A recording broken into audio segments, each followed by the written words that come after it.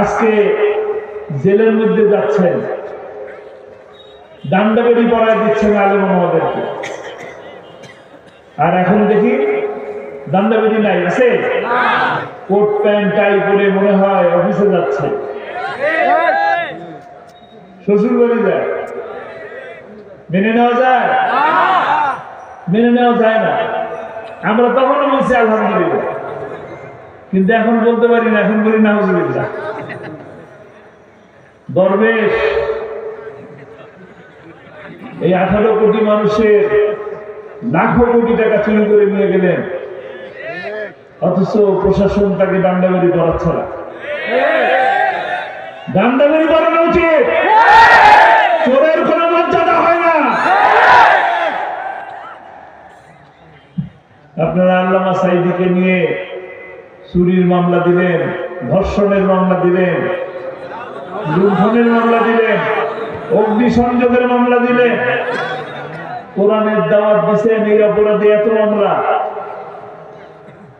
আমরা চুপচাপ দেখছি, চুপচাপ শুনছি, দেখছি, ঠিক কিনা? কিন্তু তিনি কিন্তু বলছেন সময় আসবে, সময় আসবে, এমনও দিন আসবে ইন্দুরের গর্ত মনে মনে পড়ে আসবে।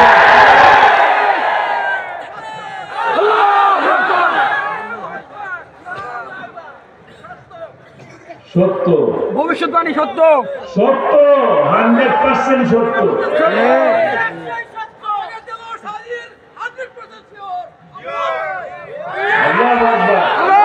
আলহামদুলিল্লাহ, তাকে বিনা অপরাধে বন্দী করে রাখা হয়েছে 13 বছর।